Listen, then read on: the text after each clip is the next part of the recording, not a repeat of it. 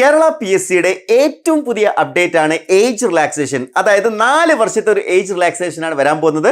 അപ്പോൾ നമ്മൾ ഈ ഒരു വീഡിയോയിൽ നോക്കാൻ പോകുന്നത് ഏജ് റിലാക്സേഷൻ എങ്ങനെയെല്ലാമാണ് എക്സാംസുകളെ ബാധിക്കുന്നത് എന്ന് തൊട്ടാണ് ഈ ഒരു നോട്ടിഫിക്കേഷൻ പ്രാബല്യത്തിൽ വരിക എന്നുള്ളതാണ് ഈ ഒരു ഏജ് റിലാക്സേഷൻ. അപ്പോൾ അങ്ങനെ നോക്കുകയാണെന്നുണ്ടെങ്കിൽ ഫെബ്രുവരി 27 മുതലുള്ള നോട്ടിഫിക്കേഷനിലായിരിക്കും എന്ത് ചെയ്യുന്നത്, ഈ ഒരു PSC പ്രായപരിധി വർധനവ് എന്ത് ചെയ്യാൻ പോകുന്നത്, പ്രാബല്യത്തിൽ വരാൻ പോകുന്നത്. അപ്പോൾ ഫെബ്രുവരി 28 വിജ്ഞാപനത്തിൽ പ്രായപരിധി വർധന ഉൾപ്പെടുത്തി തിരുത്തൽ വിജ്ഞാപനം ഇറക്കുമെന്നും പറഞ്ഞിട്ടുണ്ട്. അപ്പോൾ ഓൾറെഡി ഫെബ്രുവരി 28 എന്ത് ചെയ്തിട്ടുണ്ട്, ഒരു നോട്ടിഫിക്കേഷൻ വന്നിട്ടായിരുന്നു. അപ്പോൾ അതിൽ എന്ത് ചെയ്യുന്നുണ്ടാവും, ഈ ഒരു തിരുത്തൽ വിജ്ഞാപനം പുറപ്പെടുവിക്കും. അതായത് ഈ 27 മുതൽ ഇനി നടത്താൻ പോകുന്ന എല്ലാ PSC എക്സാംസുകളിലും 4 വർഷത്തെ ഇളവ് ലഭിക്കും എന്നുള്ളതാണ്. ഇനി ഈ 4 വർഷത്തെ ഇളവ് മാത്രമാണോ നിങ്ങൾക്ക് ലഭിക്കുന്നത്? നിങ്ങൾ ജനറൽ കാറ്റഗറിയിലാണെങ്കിൽ ഈ 4 വർഷത്തെ ഇളവ് മാത്രമാണ് ലഭിക്കുന്നത്. എന്നാൽ നിങ്ങൾ പട്ടികജാതി വിഭാഗത്തിൽപ്പെട്ട ഒരാളാണെങ്കിൽ 5 വർഷവും, മറ്റു പിന്നോക്ക വിഭാഗം അതായത് OBC ഉൾപ്പെടെയുള്ള വിഭാഗത്തിൽപ്പെട്ട ആളുകളാണെങ്കിൽ 3 വർഷവും നിങ്ങൾക്ക് എന്ത് ചെയ്യുന്നുണ്ടാവും, നിങ്ങൾക്ക് റിലാക്സേഷൻ കിട്ടുന്നുണ്ടാവും. അപ്പോൾ പല പോസ്റ്റുകൾ ഉണ്ട് അല്ലേ, പോലീസ് കോൺസ്റ്റബിൾ, വനിതാ കോൺസ്റ്റബിൾ, പോലീസ് കോൺസ്റ്റബിൾ, അതേപോലെ ബാൻഡ്, അതേപോലെ തന്നെ IRB police constable, fire and rescue officer, അങ്ങനെ പല പോസ്റ്റുകൾ ഉണ്ട് അല്ലേ.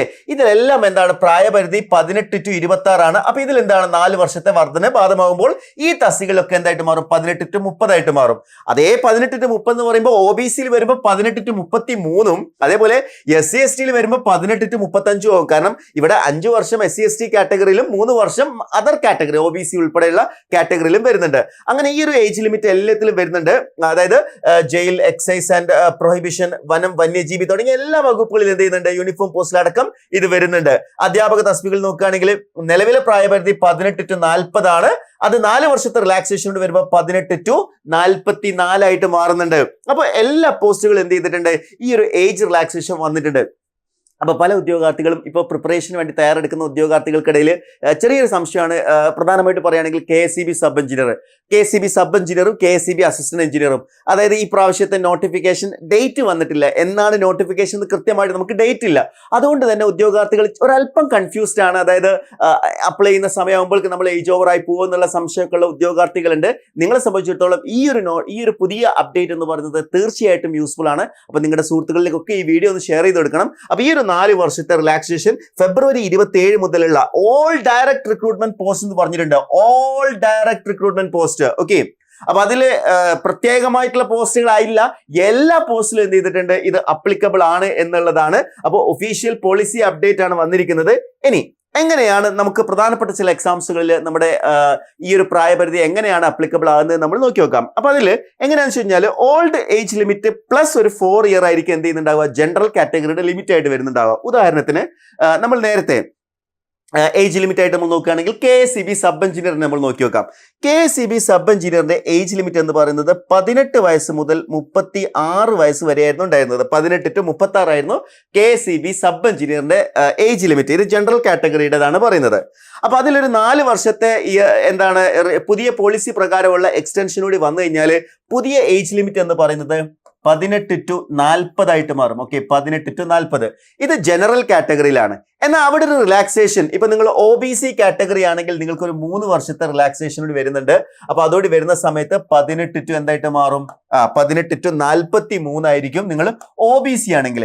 എന്നാൽ SC ST കാറ്റഗറി ആണെങ്കിൽ 5 വർഷത്തേത് വരുന്നുണ്ട്. അപ്പൊ 18 to 45 വയസ്സായിരിക്കും എന്ത് ചെയ്യുന്നുണ്ടാവുക, ഫൈനൽ ആയിട്ടുള്ള ഏജ് റിലാക്സേഷൻ എന്ന് പറയുന്നത്.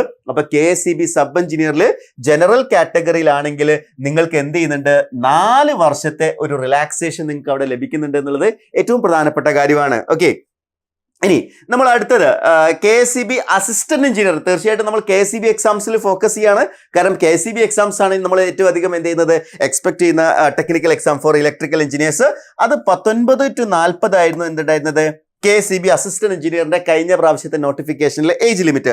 എന്നാൽ ഈ 19 to 40 4 വർഷം കൂടി ആഡ് ചെയ്യുന്ന സമയത്ത് 19 to 44 എന്ന് പറയുന്ന ഈ ഒരു ഏജ് ലിമിറ്റിലേക്ക് എത്തുന്നുണ്ടാവും. അതേപോലെ തന്നെ കാറ്റഗറി റിലാക്സേഷൻ വരുന്ന സമയത്ത് അതിനനുസരിച്ചിട്ടുള്ള ചേഞ്ചസ് വരുന്നുണ്ടാവും. എന്ന് വെച്ചാൽ നിങ്ങളെ സംബന്ധിച്ചിടത്തോളം ഇനി ഏജ് ഓവർ ആവും എന്നുള്ള ആ ഒരു ടെൻഷൻ നിങ്ങൾക്ക് മാറിക്കിട്ടും. അതായത് പ്രത്യേകിച്ച് ആ ബോർഡറിലുള്ള ആളുകൾ 33, 34 ആ ഒരു ബോർഡറിലേക്കുള്ള ആളുകളാണെങ്കിലാണ് ഇത് ഭയങ്കരമായിട്ട് എഫക്ട് ചെയ്യാൻ പോകുന്നത്. സോ ഈ ഒരു ഓപ്പർച്യൂണിറ്റി മാക്സിമം നിങ്ങൾ യൂട്ടിലൈസ് ചെയ്യണം. അപ്പോൾ യാതൊരു ടെൻഷനും ഇല്ലാതെ നിങ്ങൾക്ക് പഠിച്ചു തുടങ്ങാം. അപ്പോൾ നിങ്ങളൊരു ടെക്നിക്കൽ എക്സാം ക്രാക്ക് ചെയ്യാൻ ഉദ്ദേശിക്കുന്നുണ്ടെങ്കിൽ അത് electrical, mechanical, civil, electronics, computer science ഏതും ആയിക്കോട്ടെ, എൻട്രിയിൽ അതിന്റെ കോഴ്സസ് അവൈലബിൾ ആണ്. അപ്പോൾ എൻട്രിയുടെ ടെക്നിക്കൽ കോഴ്സിൽ ജോയിൻ ചെയ്തുകൊണ്ട് നിങ്ങൾക്കൊരു സർക്കാർ ജോലി എന്ന് പറയുന്ന സ്വപ്നം സാക്ഷാത്കരിക്കാം. അപ്പോൾ ഇതിനെക്കുറിച്ച് കൂടുതൽ വിവരങ്ങൾ അറിയുന്നതിന് വേണ്ടി താഴെ കൊടുത്തിരിക്കുന്ന നമ്പറിൽ കോൾ ചെയ്യുക. അതേപോലെ ഡിസ്ക്രിപ്ഷനിൽ കൊടുത്തിരിക്കുന്ന ഗൂഗിൾ ഫോം ഫിൽ ചെയ്താലും കൂടുതൽ ഇൻഫർമേഷൻസ് ലഭിക്കുന്നതായിരിക്കും. That's all for today. Thank you.